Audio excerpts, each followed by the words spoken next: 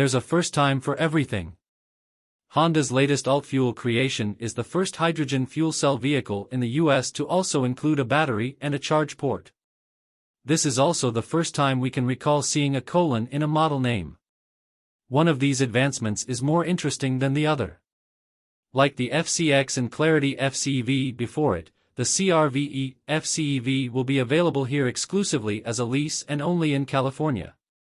That's where you'll find the overwhelming bulk of the country's light vehicle hydrogen refueling infrastructure, but even that's sparse and trending in the wrong direction. Shell recently shuttered its H2 operations in Cali, reducing the number of stations in the state by 7, a 9% drop.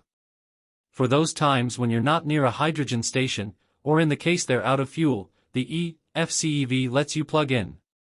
Its 17.7 kilowatt-hour battery, which can also be recharged using the fuel cell while on the go, is good for 29 all-electric miles, per the EPA, while the two hydrogen tanks combine for an additional 241 miles of range. Recharging takes under 2 hours at 240 volts or about 10 hours on 120. Hydrogen refueling is much quicker.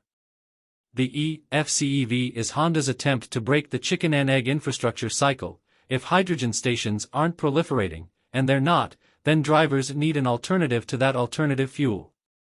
In this case, the addition of a rechargeable battery is meant to reduce range anxiety. How the tables have turned. It's not a coincidence that this latest fuel cell vehicle uses the very popular CR-V crossover, Honda's best-selling model, as its basis. It's likely to attract a wider audience than the Clarity fuel cell sedan while blending in better with traffic in SoCal and the Bay Area, where hydrogen stations are most concentrated. About that initial heavy name, Honda reps tell us the lowercase e preceding the colon is meant to denote that the vehicle is electrified. Elsewhere around the globe, the CR-V hybrid is badged EHEV, while the not-for-you.s consumption plug-in hybrid version is the ePHEV. Fully parsed, that makes this one the Honda comfortable runabout vehicle electrified fuel cell electric vehicle. We'll stick with FCEV. The first thing we noticed after setting off in the FCEV was that the CR-V hybrid's artificial steering feel, which wants to click into faux detente off-center, is thankfully not present. In its place is the steering system from the European CR-V ePHEV, which doesn't resist your inputs and feels more natural. Then there's the quiet. Most of what you hear in the cabin is generated sound and the occasional gurgle of the fuel cell. The European ePHEV also donates its battery pack, situated low down and providing some sound deadening. Engineers retuned the suspension from the ePHEV to accommodate the different weight distribution. Honda estimates the fuel cell model will weigh about 500 pounds more than a comparable CR-V hybrid.